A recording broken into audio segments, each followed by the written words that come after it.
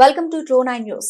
మహిళపై దాడి చేసి మెడలో గొలుసు దొంగతనం కేసులో ఇద్దరు నిందితులను అరెస్ట్ చేసి రిమాండ్కు పంపిస్తున్నట్లు కావలి డీఎస్పీ శ్రీధర్ తెలిపారు.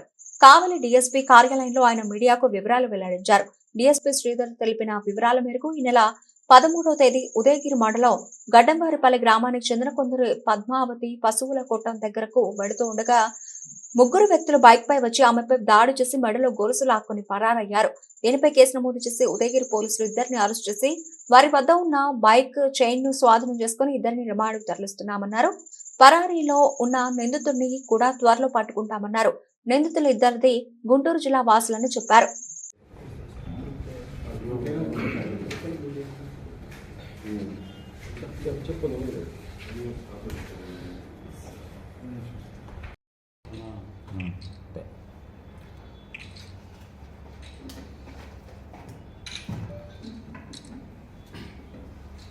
సబ్ డివిజన్ పరిధిలోనే ఉదయగిరి పోలీస్ స్టేషన్ లిమిట్స్లో ఈ నెల అనగా 13/12/24 తేదీ మధ్యాహ్నం 4 గంటల సమయంలో పల్లి అనే గ్రామంలో గడ్డం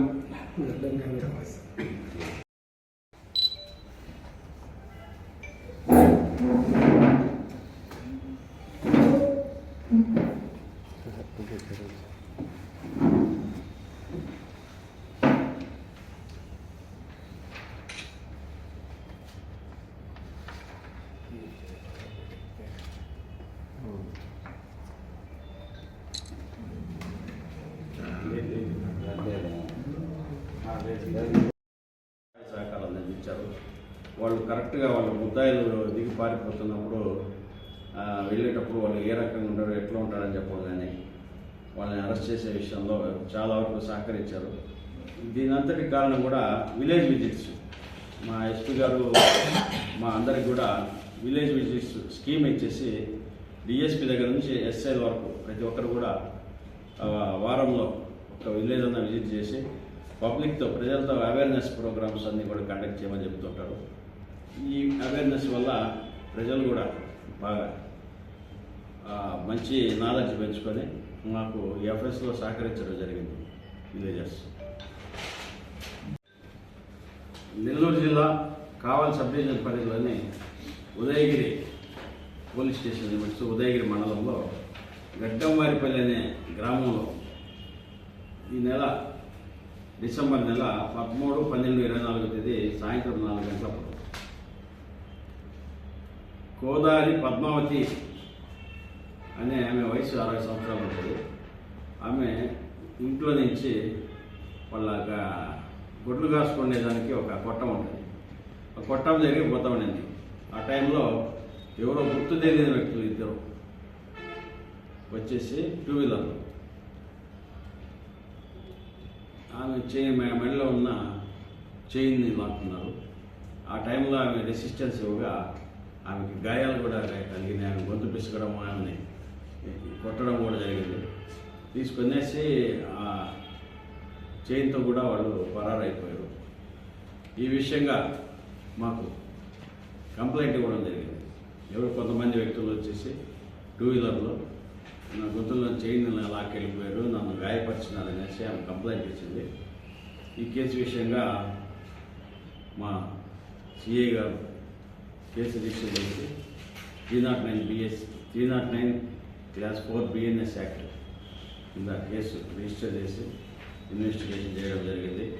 ఇందులో భాగంగా మా ఎస్పీ గారు కూడా ఎటువంటి పరిస్థితుల్లో ఈ కేసును పట్టుకోవాలో త్వరగా పట్టుకోవాలని చెప్పేసి చెప్పడం జరిగింది. మేము 2-3 టీములు ఏర్పాటు చేసి ఇన్వెస్టిగేషన్ చేశాము. ఇన్వెస్టిగేషన్ మేరకు మాకు ఈ పనిచేసిన వ్యక్తులు 3 ఉన్నారని తెలిసింది.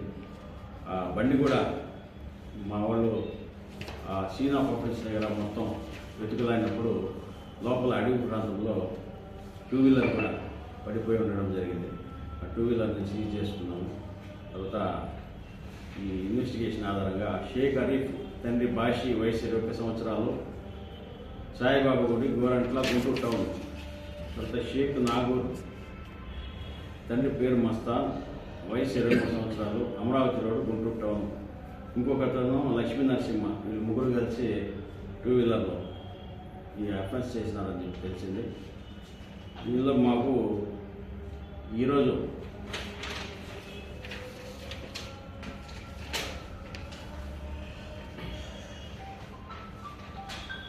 దగ్గర ఇద్దరు ముద్దాయిలు వాళ్ళు తిడుగాడుతున్నప్పుడు మా వాళ్ళు పట్టుకోవడం జరిగింది. మిగతా మూడవ ముద్దాయిని ఇంకా అరెస్ట్ చేయాల్సి ఉంది. వాళ్ళిద్దరిని కూడా మొత్తం అరెస్ట్ చేయడం జరిగింది. అరెస్ట్ విషయంలో కూడా వీళ్ళ మీద ఇంతకుముందు ఏమైనా కేసులు ఉన్నాయని కూడా విచారించాము. ఇంతకుముందు ఏదో గొర్రెలు దొంగలించిన కేసులో రెండు ముద్దాయిలుగా ఉన్నట్టు తెలియదు. అంత తప్ప వేరే కేసులు ఏం కనబడలేదు మాకు. ఈరోజు ఇప్పుడు రిమాండ్ పెట్టడం జరుగుతుంది. సరే, గుంటూరు నుంచి ఇక్కడ తొక్కి చేయడంలో ఇక్కడ వాళ్ళకి సంబంధాలు ఉన్నాయా? వీళ్ళు వ్యసనాలకు అలవాటు పడినారు. బండ్లు, బైకులు, మంచి మంచి స్పీడ్ వెహికల్స్ అంతా కొంటున్నారు. తర్వాత అరీఫ్ అనే అతను ఉదయగిరి దగ్గర పేరంటాల గుడి పక్కన కాలనీలో ఇంతకుముందు టైల్స్ పనికి వచ్చున్నాడు. ఆ టైంలో అతను అబ్జర్వ్ చేశాడు. అక్కడ ముసలాళ్ళు తిరగడం, ఎస్పెషల్లీ ఆ ఊళ్ళో జైలు గిల్లేసి ఉండడం అన్నీ కూడా అబ్జర్వ్ చేస్తున్నాడు. ఆ విషయంగా వాళ్ళు ఇంత దూరం రావడం జరిగింది.